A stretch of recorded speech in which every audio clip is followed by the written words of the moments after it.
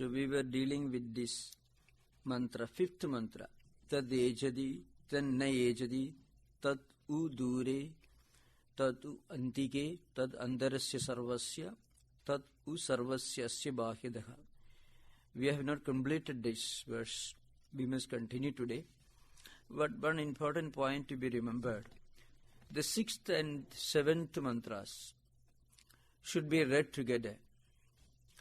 The sixth one, Yastu sarvani bhutani atmani eva anupashyadi sarva bhutastu cha atmanam tato navijigupsade. This sloka gives the ethical and the psychological dimension of a man of wisdom who has realized his identity with the entire creation and who is living in a perpetual consciousness, awareness of the oneness of existence or unity of existence. We have already dealt with it, so I won't go to that. Then seventh one, Yasmin sarvani bhutani atmaiva bhut vijanataha tatrakko mohakka shoka ekattum anupasyataha. So one who has realized this unity, the man of wisdom, he transcends all problems, griefs and sorrows, because he realizes ekatvam means unity or oneness. In Vedanta, a very important point which is often repeated again and again is, all problems are due to seeing oneself as different from other. That is means dvedadhi bhayam bhavati. Bhaya means fear. Fear, it should be taken to mean all problems related to the empirical life. The sense of shame, sense of fear, sense of hatred, sense of alienation, and all the problems like depression or anxiety, grief, all these problems are rooted in seeing ourselves as different from others. If we can see ourselves as one with the entire creation, then there will be no hatred and no anxiety and no grief. So that point is made clear. Now, fifth, eighth slokas, fifth and eighth slokas should be read together. You will get a clear understanding of the ideal of this unity, the ideal of this spiritual wisdom or realization. Before going further, I should explain a few fundamental points of Indian philosophical tradition. I have already explained the beginning of the first class. But I shall just repeat, and few more ideas will be elaborated. You know, in Indian philosophical tradition, we have 12 distinct schools of thought. These 12 systems of thought are divided into theistic and atheistic streams, Astika and Nastika philosophy. Now, theistic systems imply that their exponents believe in the authenticity of Vedas, not that they believe in the existence of God. This is a very important, a special characteristic of Indian philosophical tradition. You may not believe in God, but if you believe in the Vedas, which means if you believe that this world is not all that exists, there is something beyond this world. If you are not a cutthroat empiricist or a utilitarian, or you are a theist, you may not believe in a God who creates this world. In fact, creationism, as understood in modern Western philosophical stream, is something different. That is based on mostly biblical concept of creation. We may explain the Genesis. In the beginning there was word was God, etc. And God created man in his own image and breathed his soul in the nostrils of man. Now this is the basis of modern concept of creationism. based on Christian theological tradition. Now, that's not what is meant by creationism in Indian philosophical tradition. I shall come to that because as we go deeper and deeper into the Upanishadic philosophy, these ideas are very important. Then only we get a clear picture of what the Upanishad really implies by saying that there is something beyond the present, something beyond the empirical, something which transcends the present, something which remains all the time without any change, and something which is real with the capital letter R, which is omniscient, omnipresent, immanent, and transcendent. These four characteristics. The reality which is omnipresent, omniscient, immanent, and transcendent. Then only will end. I shall explain a few such points. Many of you, at least some of you, may be familiar with a very well-known slogan, Purusha Suktam. It comes in the Rigveda Samhita, 10th mandala. Sahasrasesha Purushaha, Sahasraksha Sahasrapad, Sabhumim Vishyato Vrutva Atyadishta Dashangulam. This is the beginning of that sukta. It's called Purusha Sukta. Purusha means, just see the word Purusha. Very often, many of you may be familiar with this term. It just got a deep philosophical implication. Purusha means the absolute reality which is a resident of this body, which is residing within this body, but which is different from the body, and which is not perishable as the body within which it resides. Puri sete iti purushaka. This is the definition given by Shankaracharya. Puri actually means city, but it means this body-mind complex is what is meant by Puri. No, the word Purusha itself implies that the reality is immanent. It is not the same thing. If you suppose somebody tells you are sitting in a room, it is obvious that you are not the same thing as the room. If you are the same thing as the room, you won't be sitting inside the room.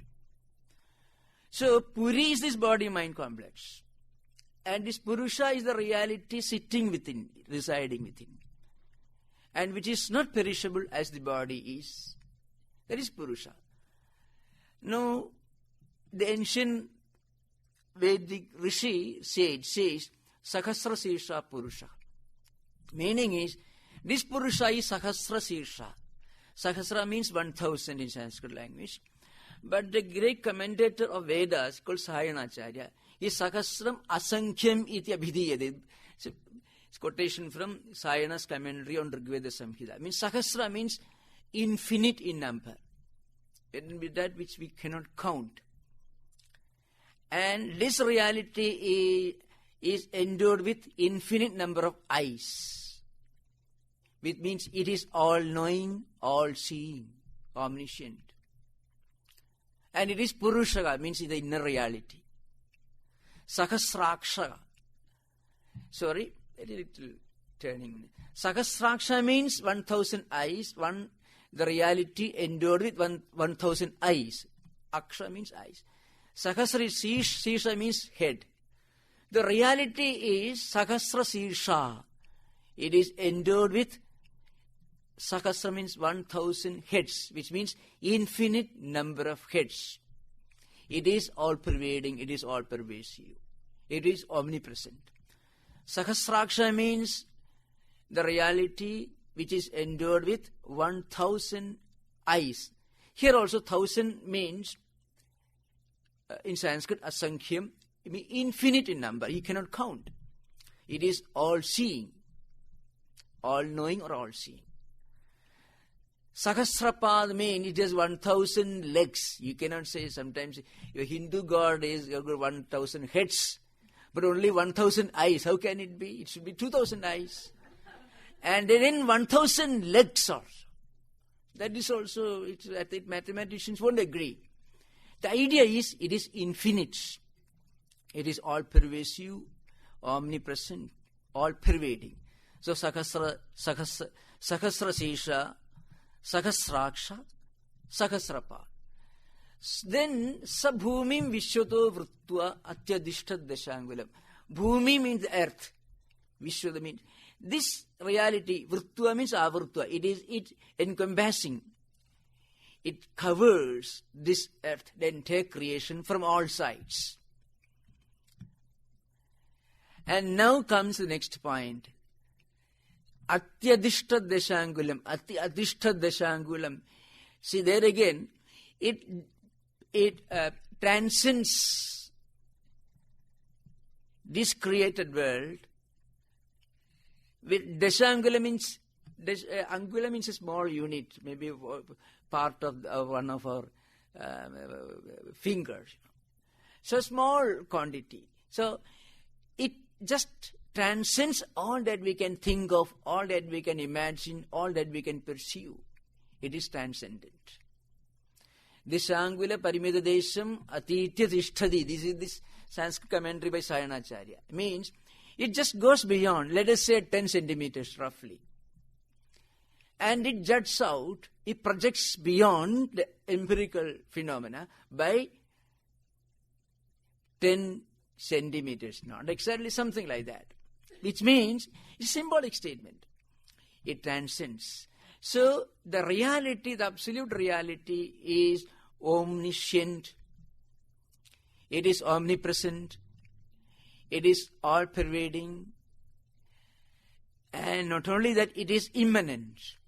It is immanent, it is all-pervading, but it is also in the inner essence of every living being in this world. In the Gita, there is a famous sloka, Ishvaraha sarvabhudanam hridesi arjuna tishtadi brahmayan sarvabhudani yantra rudhani maya. In the 18th chapter, Sri Krishna says, Arjuna, God is the inner reality of every being in this world. Residing within every living being, it controls, regulates the entire creation. So God is not somebody who creates this world and then looks at this world and supervises this world, sending with the virtuous people to heaven and the vicious people to hell. No. God is the reality, which is the inner essence of every living being. And this idea is implied in the 6th and 7th mantra. Now here the question arises, as I said, I just mentioned 12 systems of thoughts. The idea of God is, from a philosophical point of view, related to the idea of creation. Is creation real or not? That's the question. As I said, these 12 systems of thought are divided into two main streams, the theistic and atheistic. Among the theistic schools of thought, Nyaya Vaisheshika, Yoga, Sankhya Yoga, and Purvamimamsa, Uttaramimamsa. So let us say Nyaya and Vaisheshika, Sankhya and Yoga, Purvamimamsa and Uttaramimamsa. Gautama is the teacher of Nyaya philosophy. Kanada is the teacher of Vaisheshika philosophy. Patanjali is the teacher of Yoga philosophy. Remember, Yoga doesn't mean Hatha Yoga. Hatha Yoga, all the postures that are being taught and becoming popular in America today, it is only just one, not insignificant, but just one minute part of yoga. So, Patanjali is the teacher, and Kapila is the teacher of Sankhya philosophy, Jaimini is the teacher of Mimamsa philosophy, and Vyasa is the teacher, exponent of Vedanta philosophy, later expounded and taught by Shankaracharya. All these 6 systems are called theistic systems or Astika philosophy. Because many of these systems do not clearly define a God, and some of the systems outright deny the existence of God. It is not the way the utilitarians or the Epicureans do that. It says God is not something or somebody who creates this world and sits outside. There is no need for projecting a God. That's the view of some of these systems of thought, and they are also called theistic systems. But all of them accept the teachings of the Vedas. Then there are 6 atheistic systems, Nastika Darshanas. They are the 4 systems of Buddhist school and Jaina philosophy and the ancient materialists of India, which is called Charvaka philosophy, the ancient materialists of India, the ancient school of materialism. It's called Charvaka philosophy. So the 4 schools of Buddhist philosophy are Sautrantika, Vaibhashika, which are realistic systems, Vijnanavada and Shunyavada, which are idealistic systems, and then Jaina philosophy and the ancient Indian materialism, which is technically called the Charvaka system. Now we are coming to the Vedanta system. What Vedantins say about creation. Now narrowing down to the subject at hand, you have to keep in mind there are 2 basic systems of thoughts with regard to creation. One is called Satkaryavada, the other is called Asatkaryavada. I shall explain this. Satkaryavada actually means the theory that that effect is already inherent in cause. That is called Satkaryavada. In other words, to give an example, the banyan tree or a tree is already inherent in the seed from which the tree comes out, sprouts up. You can't, without that seed, there can be no tree. So where did the tree come from? The tree came from the seed only. The seed is a subtle form, and the tree is nothing but the gross manifestation of the seed. So the tree is already inherent in the tree is already inherent in the seed. This is called Satkaryavada. In other words, say a pot, let us say there are 100 vessels made of, different types of vessels made of clay, glasses, pots, pans, all that. All these vessels made of clay are inherent in the clay from which they are created. When you infuse name and form, nama and rupa, into clay, you get a glass made of clay or a pot made of clay or another vessel made of clay. Otherwise they are clay only. Before these vessels were made from clay, they were in the form of clay. And when they are made, they are already existing as pots and pans, then also they are not different from clay. And you break all of them, then also they go back to clay. So practically they are clay only, nothing other than that. Vacharambhanam vikaro namadheyam mrittika ityeva satyam. In the Chandogya Upanishad, the 6th chapter. We'll come to that later. Where Uddalaka, a great ancient sage, teaches his son and also disciple, Shvetaketu.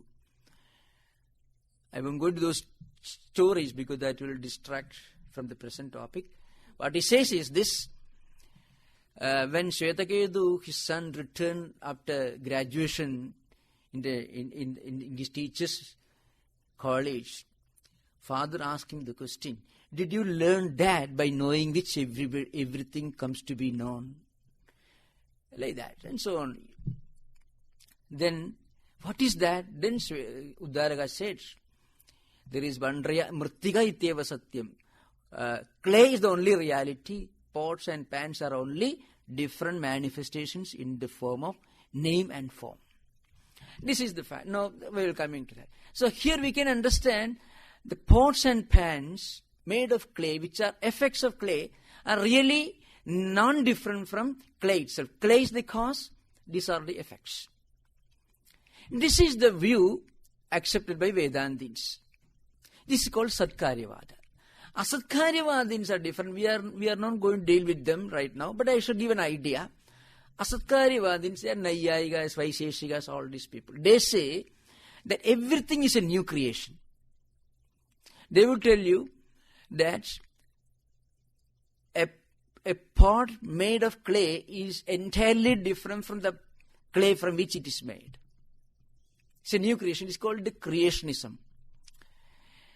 There is a famous book on Vedanta, which is a celebrated work, which was written during the post-Shankarite period, Samkshepa Sharirikam, by Sarvajñatma Muni. There he says, Vivartavadasya purvabhumi Vedantavade parinamavadaha Vivasthidesmin parinamavade Soyam samayati Vivartavada. I shall come to that. Very important subjects related to Vedanta, which we must understand to even enter the Upanishadic philosophy, like a password into Upanishadic philosophy. Now,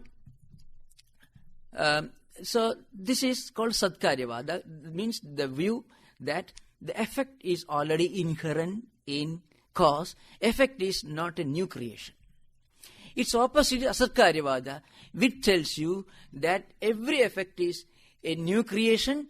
It is it has nothing to do with the cause. Nayikas, they will tell you. I have to give an idea of this. Nayikas will say that the threads are in no way related to the cloth which is made from the threads. In reality, the cloth that we are wearing is nothing but the manifestation of formation of the threads or the cotton, which again is turned into threads and which again become cloth. But they would say, no, there is no relationship. So it's called Asatkaryavada. I won't come to those subjects right now in this context. We'll come to Satkaryavada. In Satkaryavada, again there are two main schools, and we are very much, our Vedanta philosophy is very much related to this. One school is called Vivartavada, the other is called Parinamavada. Vivartavada is very simple. It's called the theory of transfiguration, the theory of appearance, the theory which says that cause only appears as if it has become effect. And Parinamavada, see, Parinama means transformation. Parinama means transformation. It says the cause has really become effect. That's the main difference. Now, again, Vedanta philosophers will argue that in the beginning we may think that it is a real transformation. Anybody ask a child, if you tell a child that a glass made of clay is the same as the clay which is a heap of clay may be lying nearby, and if you tell a child there is no distinction between the cup which is made of the clay that we can use for drinking water, for a pot made of clay can be used for storing water, is the same as the heap of clay which is lying about somewhere. If you say you have made something wrong with you, they would say. But in reality, Vedantins say, in fact, the pot made of clay and the pot in which you store water is in no way different from the clay. The only difference is the clay assumes a name because it assumes a form. It assumes a new form because the pot maker processes this clay and assumes a new form. And so we call it pot, that's all. So this transformation is only apparent. It is not real. So the theory that it is not real transformation, it is only an apparent transformation. In reality, the cause only appears to become the cause only appears to become effect is called Satkarya, is called Vivartavada, and the theory that the cause really becomes effect is called Parinamavada, or the theory of transformation. According to Upanishads, according to Advaita, the theory of appearance is the only legible, only logical analysis of this phenomenon. Because if things were a new creation, then we cannot explain the world as such. We may have to believe that the world is real, but the world can never be said to be real. everything that we see around changes every minute. So there should be something which is unchanging.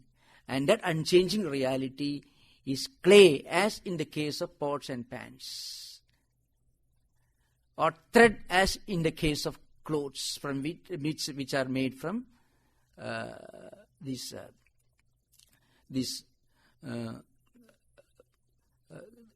threads. Now here, you find here, tat ejadi, tan ejadi. So that which is moves, from a relative point of view, from empirical point of view, from our common sense experience point of view, there is movement.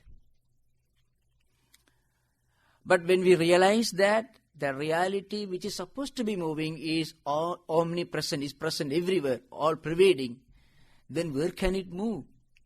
An object can move from one place to another only when it is first confined to one place and it is absent elsewhere.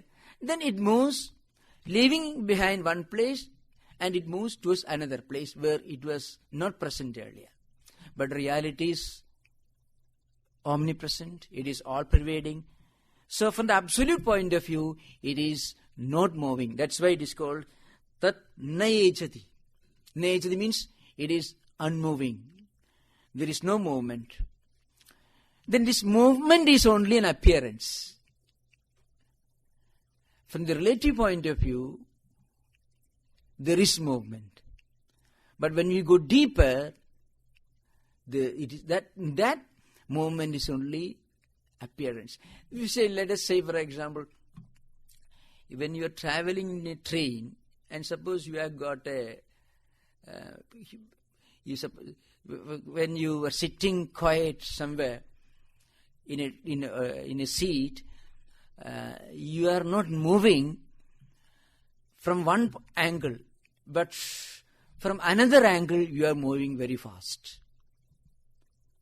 So, from the relative point of view, movement is felt.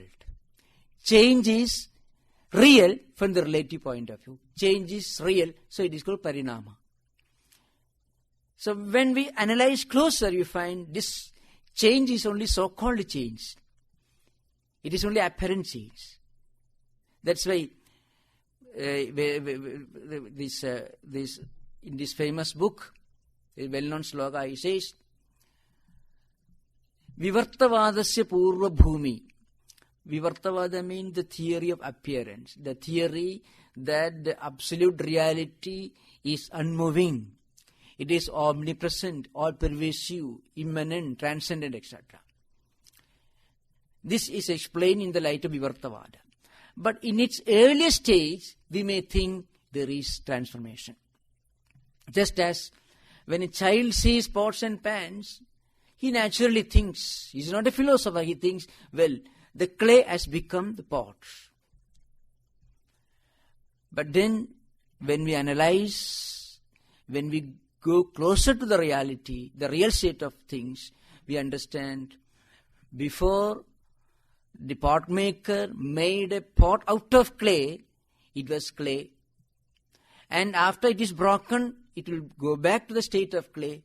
Then how can you argue that it is something different when it's sitting in front of you in the form of a pot?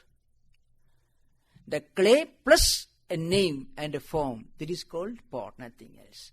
So what we assume to be real change is later realized to be only as apparent change.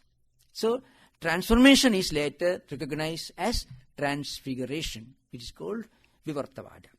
So in the absolute sense, nayejadi, it is unmoving. In the relative sense, everything is moving. Tad dure, tat u antike. It is remote. Those who think this world alone is real, those who think that the present alone is reality, the empirical realities are the only realities in the world, and those who believe it's called the eternal present. Every minute, if a new thing comes, it is the only thing, there is nothing beyond. For such people, this reality is remote. It is far away, because they cannot realize this. But those who have realized the supreme truth, for the man of wisdom, he realizes that this Atman, this reality, which sometimes Brahman, it is within us. It is called Brahman as the origin of the entire creation, and also as the sustenance of the whole creation, and as the point of dissolution of the whole creation. In that sense, it is called Brahman. And as the inner reality within every living being, the inner reality, the immanent reality in the entire creation, it is called Atman, the same. So, those who have realized the supreme truth, for them, it is his own reality. Tadu antike means he is very near.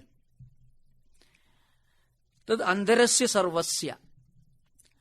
Tadu sarvasya asya bahyataha.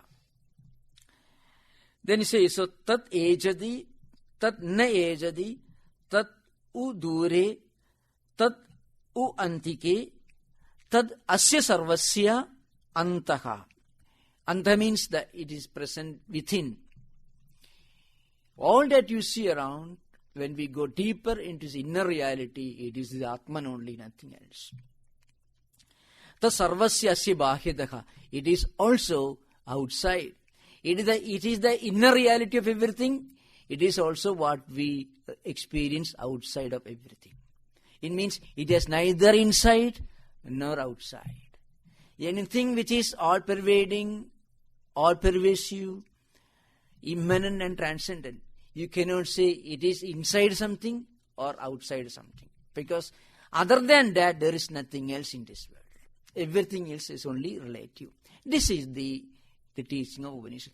When we realize that we ourselves are non-distinct and non-different from that reality, then tatra ko moha kashoka ekattum anupashyataka. Then we realize ekattum means unity of existence. There is nothing other than that. This experience makes a man a better man. And according to Swami Vivekananda, as I said earlier, this is the only basis, the only logical basis for a perfect moral ideal in this world. The infinite oneness of the eternal soul is the only sanction of all morality and all ethics and all good actions, Swami Vivekananda says. This experience is the only explanation, only logical explanation, logical foundation for the very idea of all good actions, all good thoughts. This is the view of Swami Vivekananda. Now, this is in the Gita. Those who are familiar with Gita, there is a sloka. Behirandascha bhudanam acharam charamevacha sukshmatva tat aviknyayam durastham cha andhiketat. Gita says durastham, it is far away, but it is our own inner reality. For the ignorant, God is sitting somewhere far away. So let us do whatever we want here. We can pray to Him once a while, do something in His favor, and there God is satisfied. But Vedanta tells you there is no God other than yourself in reality. Then whenever we present this high Advaitic ideal, the question may always arise. Does a man ever experience this?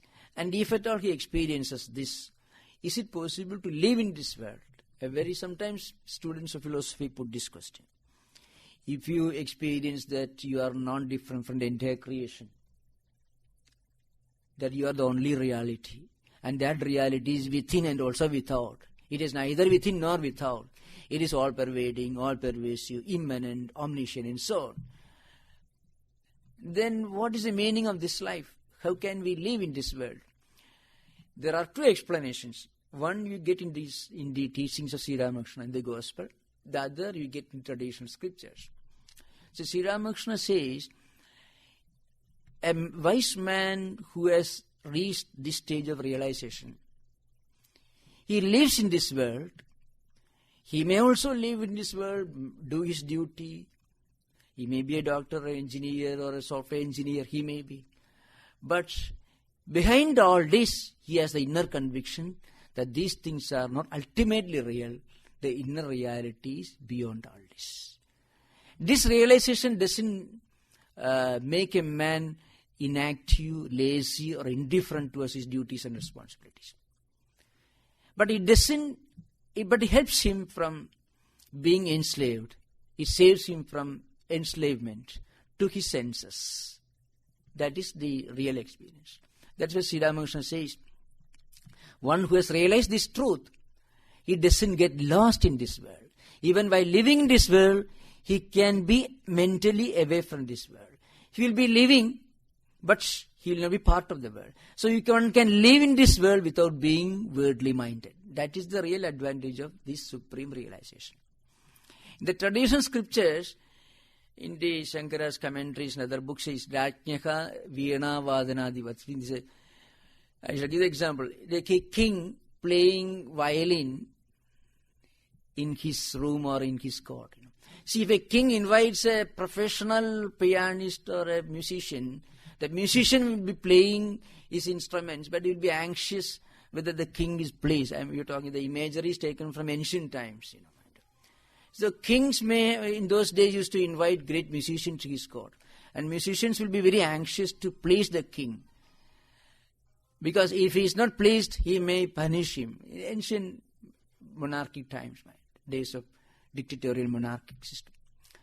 So the musicians practically, he is very much anxious. He is not free. But suppose the king himself plays, he is not supposed to need anybody's favor. He is not in need of appeasement. So he will be free.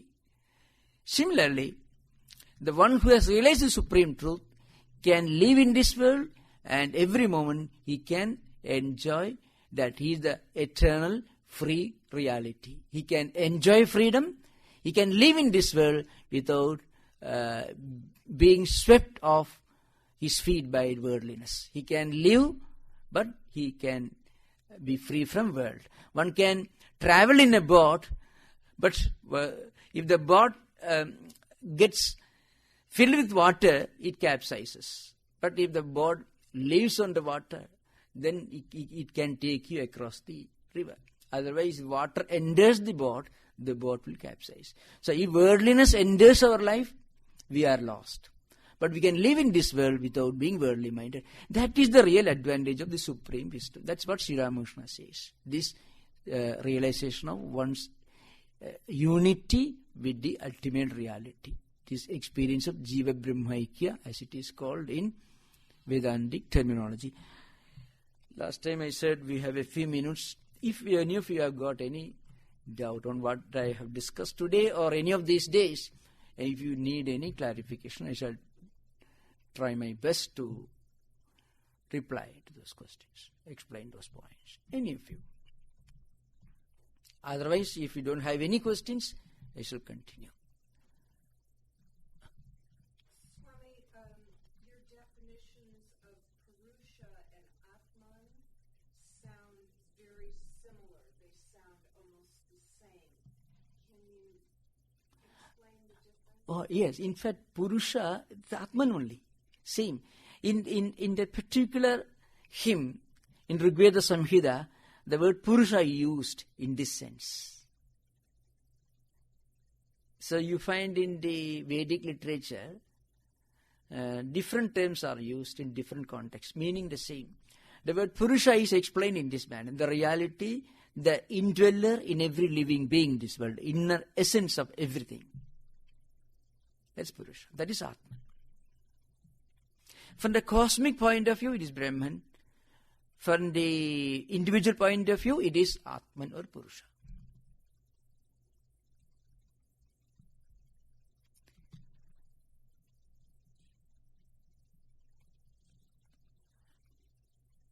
I hope no more questions. Any mantra or any idea which I have explained, that will help me to understand in what way I can explain it more effectively. From your questions, I can get an idea to what extent I am able to connect with you. That's why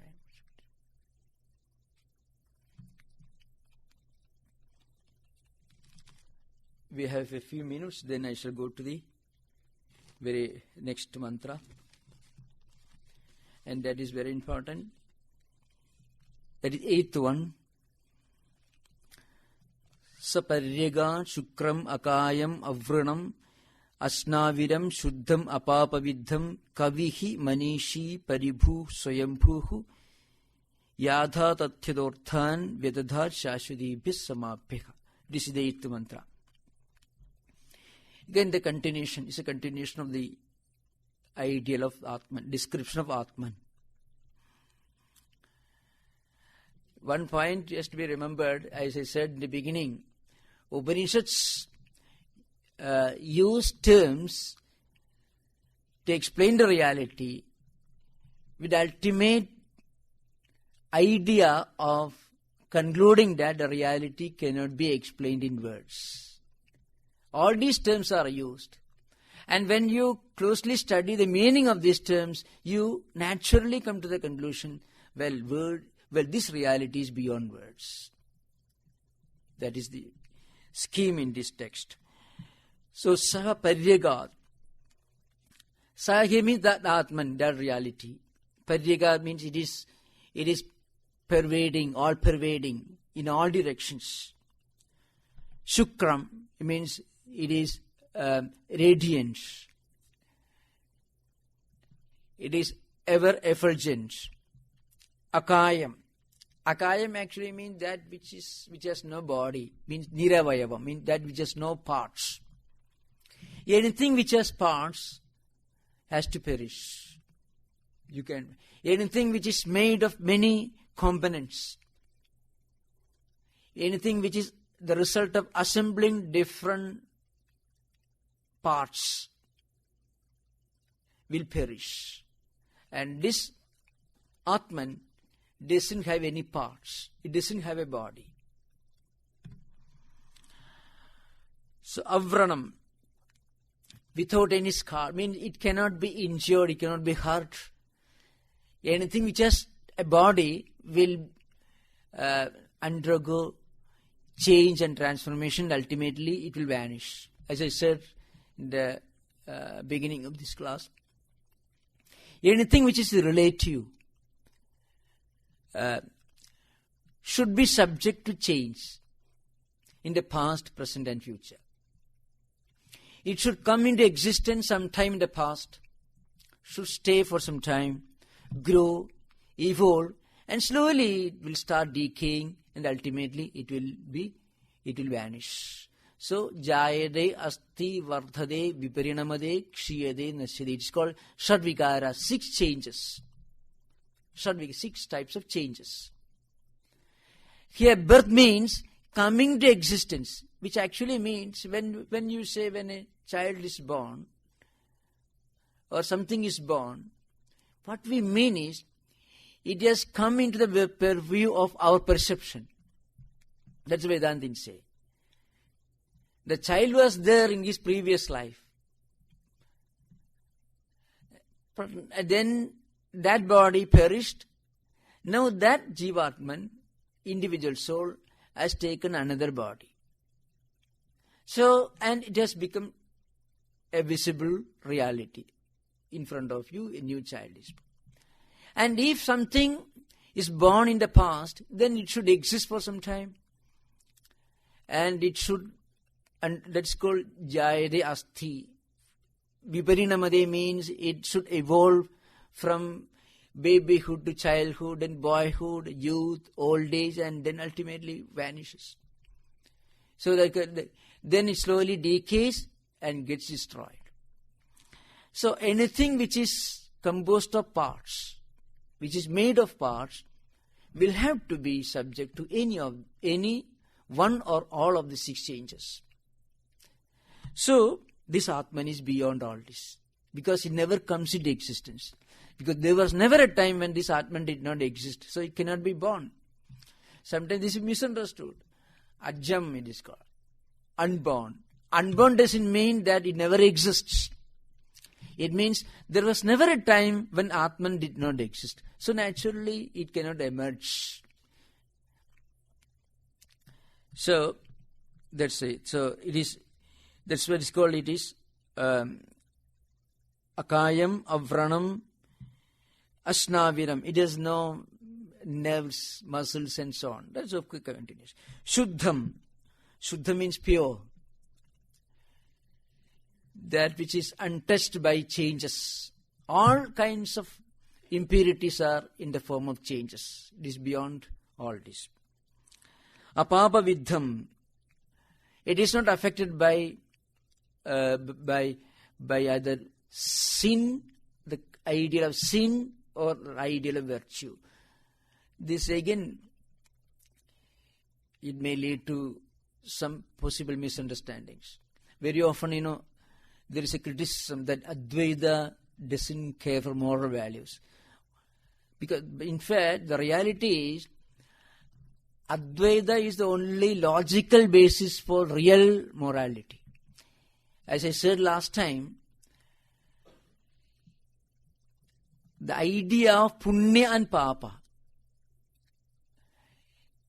is related to the empirical. Is related to the idea that God creates His world, supervises this world, and regulates and controls human actions.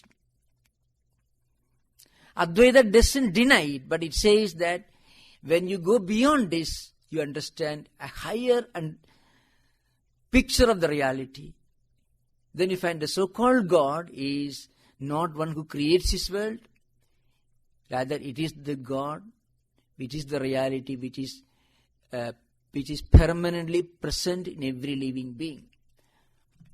And one who has realized the supreme truth, he cannot commit any sin. And if there is no concept of sin at all, then there is no need of a concept of virtue. It goes beyond dharma and adharma. Goes beyond virtue and vice. This is the idea behind. It is called apapa vidham. Kavihi. Kavi means Krantadarshi, the one who can see beyond everything, the one who can see into things and also who can see beyond things. This is called, these two characteristics called Kavi. Kavi is a term used very often to mean Rishi, Rishaya Kavaya. Rishi is one who can see into the reality of things. And when he sees into reality of things, he gets a transcendental vision of the reality of things. Rishayeha, Kavayeha, Mantradrashtayaha, all these terms are used in Vedantic terminology. Kavi means Krantadarshi, one who can, the farsightedness and a vision into the inner reality. If you combine both, this is called Kavi. I can call something the witness of everything, the one who sees everything. Manishi means all-knowing, omniscient.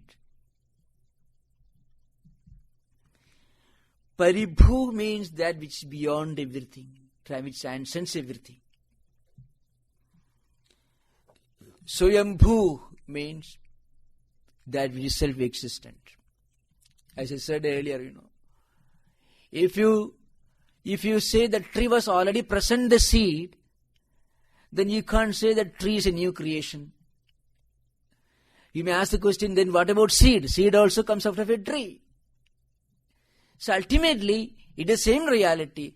From one angle you call it tree, from another angle you call it seed. From the effect standpoint you call it tree, from the causal standpoint you call it tree, that's all. But Atman is beyond all this. Atman is the reality which is self-existent and it is not created by anybody.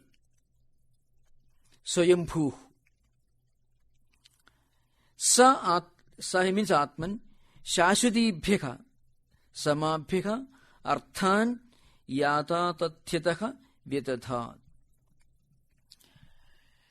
It needs a little explanation. It is the reality, this Atman, which actually controls and regulates and makes it possible for the whole creation to sustain and exist in the form of different living beings, including the human world and also the animal kingdom. Everything in this, trees, mountains, human beings, animals, all these phenomena exist because they are controlled and regulated by this absolute reality. That's why if you look at the world from one point of view, you may say it's all chaos, uncertainty principle. But from another point of view, you can say behind this chaos, there is a regulating principle. Behind this madness, there is an order. Behind this uncertainty, there is a invisible regulating principle. And it is this Atman. Very often in the Vedic terminology, it is called Ritam. In the Vedic terminology, 3 terms are sometimes used: Ritam, Satyam, and Dharma. These 3 terms are used in the Vedic and Upanishadic terminology. Ritam is that invisible, inexplicable, but clearly felt regulating principle behind the entire creation. You can see an order, a cause and effect relationship behind in everything belonging to the relative phenomena. And behind this, there is an intelligence, supreme intelligence, the regulating principle. It is called Ritam. Satyam is the philosophical aspect of that Ritam. See, when a man violates the ethical principles, and if he cuts down trees, if there is deforestation, there will be no rains, there will be famine. So you can see, whenever we try to violate this rhythm called rhyme. Rhythm in English word also comes very close to that. A harmony, a mutual relationship, an idea of sequence behind the cosmic phenomena. When we violate it, the whole balance is lost. Because we violate it, we go against Satyam, the eternal truth. And Dharma is nothing but the application of this principle of regulating principle and truth in our daily life. Dharma, righteousness. So when a man when his life is established on Dharma, then his life is established on Satyam, the eternal truth, and then it is in perfect harmony with the ideal of Ritam, that in the invisible regulating principle behind the entire cosmic phenomena, which Vedic rishis call Ritam. In the Vedic literature, very often you find some Vedic mantras which apparently distinguish Ritam and Satyam. Ritena Satyena, where in such mantra, Ritam cha Satyam cha. Sometimes one is used as the adjective of the other. Sometimes they are used independently to mean different things. But in the commentaries, in the higher analysis, you find Ritam, Satyam and Dharma. They are 3 dimensions of the same supreme truth. So that supreme truth is all-pervasive, all-pervading. It is partless, means it is not limited by parts. Human body is made of different parts, means it's limited. And therefore it can get hurt. But this Atman is avranam, it cannot be hurt. And it is beyond the concept of, in Sanskrit called papa and punya, means vice and sin and virtue, which means when one is established in virtue, there is no need for him to distinguish sin from virtue. When you are established in Dharma, you need not worry about adharma, because you are already established. When you are established in truth, then you don't have to be always on your guard, alert to tell the truth only, because you naturally tell the truth. On the other hand, there are people who, even they deliberately, they work hard and think, well, I am going to tell you truth, they will tell a lie also. So, it becomes human nature. When one is naturally established in the ideal of truth, then there is no need for him to distinguish truth from falsehood, because for him truth only exists.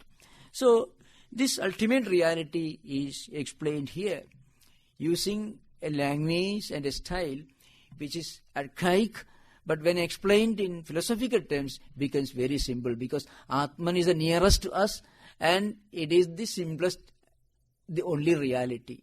So those who really understand it so clearly. Those who cannot understand it, it is tad dure. For others, it is tad antik. It is very near them. I think I have already exceeded the limited time. No, there were no questions. Hopefully, if you don't want questions, I shall continue in the next class. I shall continue till about 8:40. Thank you. Om Shanti Shanti Shanti Hari Om Tat Sat. Sri Ramakrishna.